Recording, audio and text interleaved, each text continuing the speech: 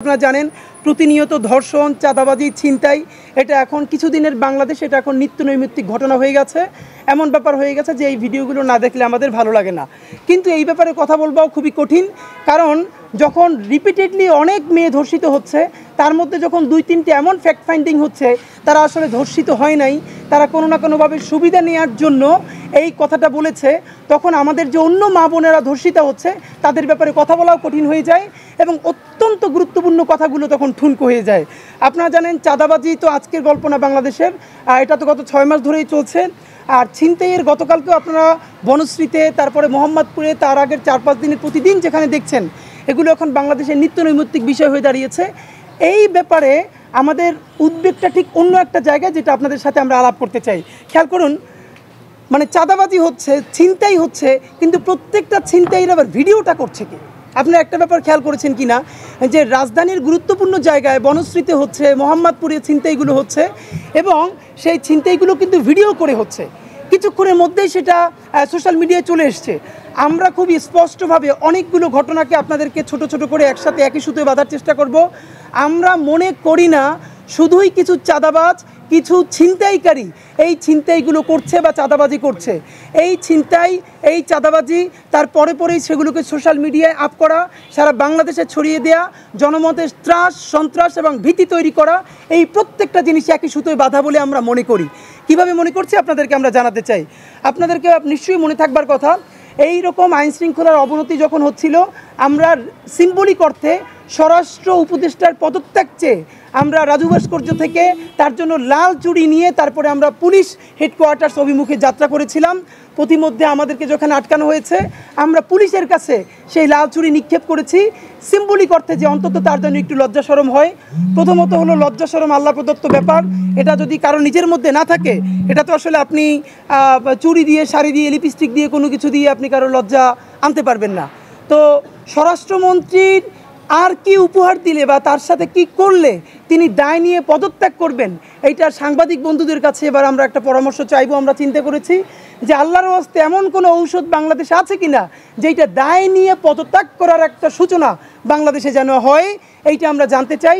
তো স্বরাষ্ট্রমন্ত্রীর উপদেষ্টার ব্যাপারে, তার ব্যাপারে কথা বলবার আগে আমাদের আরও 2-3টে জায়গায় খুব গুরুত্বপূর্ণ আমরা কথা বলতে চাই। দেখুন, স্বরাষ্ট্র উপদেষ্টাকে আমাদের যেটা মনে হচ্ছে, প্রথমত উনি যথেষ্ট ইনক্যাপাবল একজন মানুষ, উনি বয়সের ভারী নুজ্জ, ওনার যদি নিজস্ব কোনো ভালো চিন্তাও থাকে, সেই চিন্তাকে ইমপ্লিমেন্ট করবার মতো সাহস এবং সক্ষমতা দুটোর একটা ওনার নাই। প্রথমত আমরা সাহস বলছি এই জন্য, এই কাজ করবার জন্য যে গার্ডস দরকার, আপনি জানেন এই যে বর্তমান বিউরোক্রেসি, পুরো আমলাতন্ত্র, পুরো পুলিশ বিউরোক্রেসি, এটা তো সেই খুনি হাসিনার সিস্টেমেরই, তাদের মধ্যেরই। হয়তো কাউকে রদবদল করে ঢাকা থেকে টাঙ্গাইল পাঠানো হয়েছে, কাউকে নরসিংদী থেকে ঢাকায় আনা হয়েছে, কিন্তু তাদেরই তো লোকজন সবাই আছে। এইরকম একটা গণ অভ্যুত্থান বা বিপ্লবের পরবর্তী সরকারে যারা থাকবে, তাদের ভীষণ সাহস থাকতে হয়।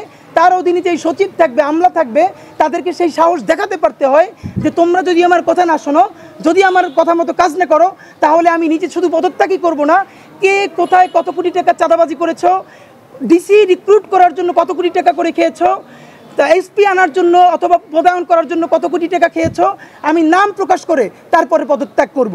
ন্যূনতম এই গার্ডসটুকুন, এই সাহসটুকুন অভ্যুত্থান পরবর্তী একটা দেশের সরকারের উপদেষ্টাদের থাকতে হয়। কিন্তু অত্যন্ত লজ্জার ব্যাপার, বর্তমান সরকারের এরকম উপদেষ্টাদের মধ্যে একজন উপদেষ্টাও নাই যার এই সৎসাহসটা আছে যে যদি তোমরা কাজ না করো তাহলে তোমাদের সমস্ত দুর্নীতি ফাঁস করে দিয়ে তারপরে আমি পদত্যাগ করব। সুতরাং স্বরাষ্ট্র উপদেষ্টার উপরে দায় দেওয়াটা এখন একটা নতুন রাজনীতি শুরু হয়েছে। খেয়াল করুন, সরকারেরই একটা অংশ যেখানে প্রতিদিন টপ টেররদেরকে ছেড়ে দিচ্ছে, যখন আইন শৃঙ্খলার কোনো অবস্থা নেই। আপনি খেয়াল করুন, আমরা কোন দেশে বসে কথা বলছি।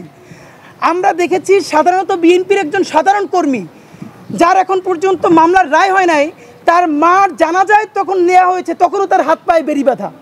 জামাতে ইসলামী, বিএনপির সমস্ত নেতৃবৃন্দের হাত পায়ে বেড়ি বাঁধা এবং তাদেরকে দেখা গেছে পাজো করে এরকম কোলে তুলে তারপর আদালতে হাজির করতে হয়েছে। সেই বাংলাদেশেই আমরা দেখি খুনি আওয়ামী লীগের মন্ত্রীরা, তারা আদালতে হাজিরা দিতে আসে না, মনে হয় যেন তারা পিকনিক করতে আসছে ভাই বন্ধুরা মিলে। আপনারা খেয়াল করেছেন, তারা নামতেছে, নামার সময় কি হাসি মুখে আসতেছে, তারা কথা বলতেছে, গল্প করতেছে, আবার একজনে বলতেছে বঙ্গবন্ধু আমাদেরকে বলেছে মানে যুদ্ধ চালিয়ে যাবার, তারা চিরকুট লিখছে। মানে যেই 17-18 বছরে একটা শিশুকে পর্যন্ত আয়না ঘরে নেওয়া হয়েছে, সেইটার যখন বিচার করা হবে, যাদের প্রকাশ্য অর্ডারে হত্যা করা হয়েছে তারা এখন হাসে খেলে দুষ্টমি করে, তারা পিকনিক মুডে আদালতে আসে, আর যারা অভ্যুত্থান করেছে এখন তারা প্রত্যেকে হত্যার হুমকির মুখে আছে। এইটার দায় একক স্বরাষ্ট্র উপদেষ্টার না, এই সরকারের প্রত্যেক উপদেষ্টার প্রতি দায় রয়েছে। ঠিক। আজকে প্রেস ব্রিফিং এর শেষের দিকে আমরা অত্যন্ত ঝুঁকিপূর্ণ কিছু কথা বলবো। আমরা জানি এই ঝুঁকিপূর্ণ কথাগুলো বাংলাদেশে কেউ বলতে চায় না, কারণ সবারই দিন শেষে একটা ইন্টেনশন আছে, কারো কিছু ওন করবার ব্যাপার আছে। বাংলাদেশে এমন একটা ব্যাপার হয়েছে, সেনাবাহিনীর ব্যাপারে কথা বলতে গিয়ে অনেকে জলপাই পলিটিক্স বলতেছে, কচু ক্ষেত বলতেছে। তুমি কচু ক্ষেত বোঝো, তুমি জলপাই পলিটিক্স বোঝো কেন? তুমি সরাসরি সেনাবাহিনীর বিরুদ্ধে কোনো অ্যালিগেশন থাকলে সেনাবাহিনীর নাম ধরে বলতে পারো না? যদি তোমার নাম ধরে বলবারই হিম্মত না থাকে তাহলে তুমি জলপাই জলপাই করো কেন? তুমি কচু ক্ষেত করো কেন? পারলে ঠিক করে বলো। এর মানে প্রত্যেকে হলো ততটুকুন প্রতিবাদ করবে যতটুকুন প্রতিবাদ করলে তার কোনো সমস্যা হবে না। আমরা সেই সময়টাকে অতিক্রম করে এসেছি যে ডিজিএফআই, এনএসআই অথবা আরও বিভিন্ন গোয়েন্দা এজেন্সি আমাদেরকে তুলে নিয়ে আমাদেরকে গুম করে ফেলবে।